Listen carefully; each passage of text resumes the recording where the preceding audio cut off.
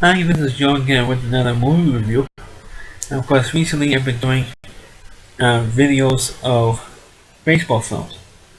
And this one is kind of a baseball film, but it also meets the business of uh, advertising, the advertising business. And the movie is called the 1990 film Taking Care of Business, starring James Belushi, Charles Bronson, and of course, for you Star Trek fans out there, it also stars two members of the cast of Star Trek The Next Generation.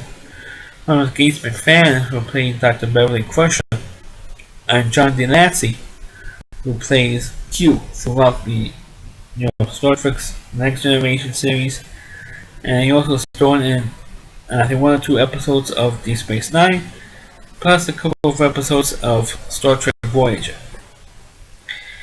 Well, this movie is about James Belushi plays a convict named Jimmy Durowski. Plays a convict who was serving, I think, a 3-year sentence or 4-year sentence for, I think, 127 counts of Grand Theft Auto, I believe.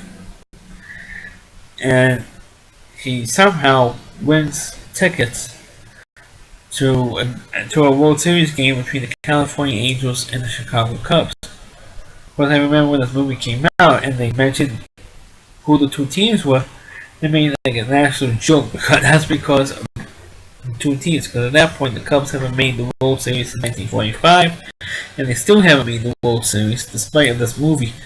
And of course, the Angels at that point has never made the World Series until 12 years later, in 2002, when they beat the Giants for the World Series. So he asked the warden of the prison, played by Hector Elizondo, because before he always played like this nice guy's mentor roles, like a Pretty Woman and Princess Diary films. This time he plays like a jerk of a lawyer, a jerk of a warden. He says, so Jim Belushi's trying to please him and says, look, I give you extra time, give you like 2 weeks solitary or whatever. Just allow me to go to the game. Have a go and take me to the game or something. And then I'm a big Cubs fan. That other guy come with me and we both go to the game, or squad me to the game and we both leave, and that's it. And we both come back and that's the end of it. Even the one would not do it. Well, this was going on. The other subplot was Charles Gordon plays a character in a named Spencer.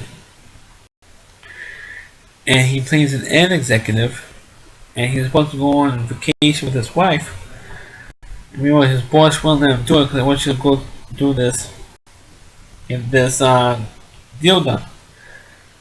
So his wife is mad at him. His wife leaves him, and he goes to LA and he meets an old classmate of his on the airplane. And of course, and that's one of the most annoying things, that he's always running into his old classmate, and it becomes annoying after a while in the movie. And one thing that also becomes annoying in this film is by the end of this movie, you're going to be sick of hearing the word or the name Spencer.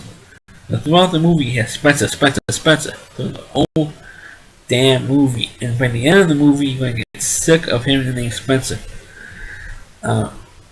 So when George Clooney's character gets to the airport, that's when Jimmy's character, or James Belushi character, gets to the airport, and Charles Bond leaves his file fax, which is like a little file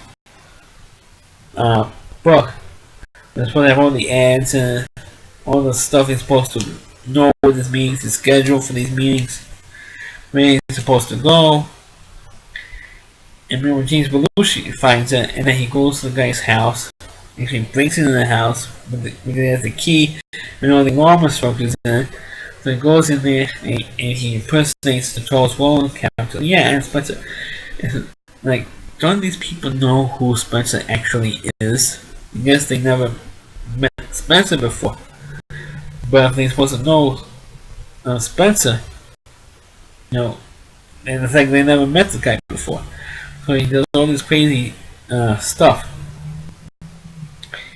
And one of the most iconic scenes in the movie was when Charles Gronk comes after playing a tennis match with the head of the company that's supposed to work out this deal with. He sees Lori Loughlin, who is I believe that's her name, Lori Lori Lori Loughlin, in a bikini in the pool, in the back of his house, in the house that he was staying in, and it has to be the daughter of Spencer's boss. So Jim Belushi happens to fall in love with this girl, and this girl was hot. I mean, she was smoking hot in the movie. You see her in a string bikini. That's the first scene you introduce her in. And you're like, damn. I mean, if any heterosexual male got excited about seeing her in a string bikini, in a thong bikini actually. So he gets excited. James Belushi gets excited about seeing her, and then of course ends up having sex with her eventually in the film. And he says, well, why did you say tonight? I said, well, because I feel funny sleeping in my father's bed. Well, I don't feel strange. No. You have comments like that. And then you have, of course, the real Spencer, but when Charles Gronk comes in the house, he gets arrested, he gets thrown in the garbage, he gets mugged, he gets robbed. All the bad stuff was happening to him. And of course, one of the funniest scenes is when James Belushi has dinner with the executives of this other agency he was supposed to this contract with. Each one of them was making a toast. Geese McFadden was making a toast. The Japanese guy was making, who was the boss of this other company of high quality foods, I believe it was. The name of the company. He makes a toast. So the other guy said, oh, the guy who played Q in Star Trek says, why don't you make a toast? Make a toast. So James Belushi says, okay, make a toast. And he stands up and he says, a toast. So the Cubs winning the World Series and the big tits. They got a big laugh. And of course, when he says that line, each fan does this. So puts her boobs out. Which was pretty funny because he goes like opens up a jacket and goes like this, and that was kind of funny. And of course, in the end of the film, George Gordon does meet Jim Belushi. He says, "You played Sakamoto in tennis. You say you were me." And they get into a little bit of a fight. And he says, why did you do all this stuff? And well, because you lost your buck. And we ran into to get the reward and you know. And George Gordon says, oh, come on, give me a break. Give me an effing break. And of course, they had the two actually went to the World Series. Because actually, they both got fired. Charles Gronk gets fired by his boss. And of course, they actually went to the game. And of course, what happens? The Cubs do win the World Series.